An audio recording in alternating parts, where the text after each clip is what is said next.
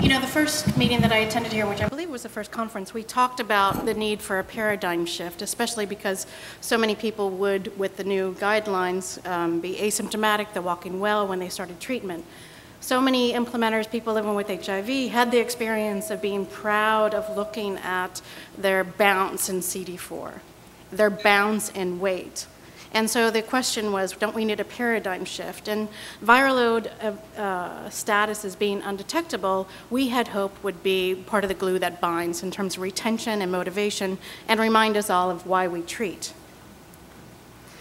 That said, although the motivation is clear, the access is rather limited, and that's in large part due to cost and complexity, which of course have been improving, and we're going to go through that. Looking at 23 countries in a survey, almost all countries recommended viral load monitoring, especially for confirmation of treatment failure. Out of all the countries, viral load was only widely available in 4 countries out of these 23. Many countries recommended viral load monitoring for routine monitoring for people on ART, but in the guidelines, although there was a placeholder at the time when we were looking at this, admittedly, because of cost and complexity, again, it was not required. Automation in the last couple of years has largely reduced complexity. We know some of the point-of-care tests that are emerging from the pipeline that are imminently available will further reduce complexity.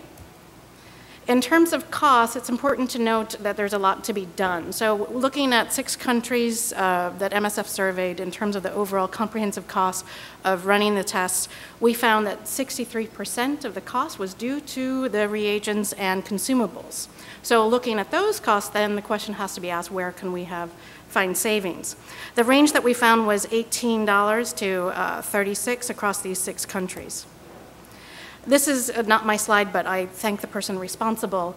You see that the large variety of costs, the prices charged and paid for by countries runs the gamut. So you've got the lowest negotiated that is around $10.50 per reagent to the high of $55. And then you see this cost line. Now that cost line, there are a number of different groups looking at this. MSF looked at this with some help from the Cambridge consultants. What we found was a large range, both in terms of the point of care and non-point of care tests. Point of care, unfortunately, will continue to be more expensive, simply because of the molding costs. We do see that the intellectual property costs in the form of licensing fees is in large part responsible for the overall cost, but as you can see, there's quite a range in the overall cost of manufacturing. Looking holistically then at these overall costs, so you see a range of $1.61 to $6.77 for the manufacturing costs. The second column here is the supplier quoted price to MSF. We have put out a report. We will continue to update it annually, looking at prices and profiles of products. And you see the range there between the different manufacturers. The lowest negotiated price, again, $10.50 from Kenya, the high of $55 per reagent for that Tanzania had unsuccessfully negotiated. And then MSF findings from the 6 countries, you see that quite a bit of a range. So that's in terms of cost and price, what countries pay companies. Now in terms of operational, it's important to take some of the lessons that we've learned over the last 2 years. One is certainly that if the machines aren't being run to full capacity, then you could be paying up to double the cost. So this might be an argument for further centralization of viral load, even though of course there's value with point of care. A second lesson, and this is being further validated by non-MSF actors, but pooling of samples. So in Chiolo, Malawi, we took samples from 5 patients, pooled the blood, ran a viral load test. If detectable with the 1,000 threshold, then reran the individual tests. If undetectable using the 1,000 threshold, then did not rerun the test and assumed that all 5 patients were undetectable. In terms of savings, looking at the 1,000 copies per mil threshold, it was a savings of a third, essentially, which would enable for further scale up of viral load. So huge operational savings there. And obviously, this is not an MSF invention. Pool sampling has been around since World War II. Task shifting, both in terms of finger prick blood and dried blood spots, which is going through further validation. And in terms of who administers the tests, obviously MSF and many others have been training lay workers to provide finger prick for DBS PCR for infants. Now in terms of viral load with the DBS, this is being further validated. Additional task shifting for point of care. MSF, and I'm sure we're not the only ones, have trained up lay health workers working in clinics to provide point of care testing, and we'll be reporting on our results soon. In this case, in Swaziland, and again in Malawi. So in terms of an overall summary, what's still to be done, there's some good news in that South Africa inserted in its tender for viral load. Obviously, South Africa is the largest market for viral load. Why? Because among sub-Saharan Africa, they've had the longest run of routine viral load as part of the ART program, and two, obviously, it's the largest ART program. So in their tender, they put a stipulation that companies should provide access prices for all of sub-Saharan Africa and offer those access prices, pro-access prices, to Global Fund and PEPFAR. So that was a great move to solidarity, and let's hope that that could be leveraged by PEPFAR and Global Fund in terms of reducing price by securing volume. Obviously, higher demand would help as well. I've already mentioned maximal capacity of using the machines. The intellectual property costs can be reduced, especially by decreasing the royalty payments. As I said, there's lots of room for price reduction, especially given what we estimate is the real true cost of manufacturing. And operational strategies, task shifting, sample pooling, and as WHO recommends for countries that are seeking cost savings in their latest supplement, thank you, Meg, you can drop CD4 monitoring in place of viral load if you are needing to save money.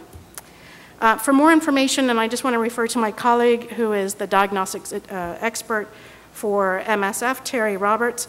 There is the annual report that we put out, the product profile, and as well all of the costing information that can be found online, because obviously I'm being rushed. In addition to the benefits, and you heard from my colleague yesterday, Kieran, on the resuppression of people with detectable viral load, using viral load monitoring as a trigger for enhanced adherence support, there is a benefit to viral load monitoring at the population level to determine what is the overall health of our ARV programs and are we truly bending the curves. So I just want to give 3 examples. There's one that is we have yet to report on in terms of from KZN. So in Indiwa, where we are just now working with the MOH, we did a baseline population level study. What we found among adults, sorry, that's not there, but among adults, 40% of people living with HIV at the population level using a cross-sectional study or suppressed. That's good news. So among the ART cohort, and this is coverage using old guidelines, around 60%, 85% suppressed levels of virus. In Shiraz Zulu, a totally different context where MSF has been working for more than 10 years, coverage is rather high. At the population level, 62% of people living with HIV, adults, were found to have suppressed virus. Among the ART cohort, 91%, and a median time on ART of 4 years. And those are people who had never had a viral load test before. In KZN, where we opened up a program in 2011, and as some of you have heard from my colleagues in previous conferences, slowly rolling out treatment as prevention strategies. What we found among the ART cohort, 94% suppression of virus among over 6 months, and the population level data is forthcoming. This I just mean to put out there because when, again, we talked at this first conference, we talked about the change in paradigm. Is there a third HIV status in terms of being undetectable? And in terms of making a new global goal, given the fact that there's high eligibility with the new guidelines, given the fact that we know it's important to suppress the virus, then shouldn't we have a global goal and national goals that 84% of people living with HIV should be undetectable? I just want to thank all of these people who are responsible for the work, particularly my MSF colleagues, some of the people who are responsible for the other costing and negotiation, especially CHI, and as well ministries and people living with HIV that we work with. Thank you.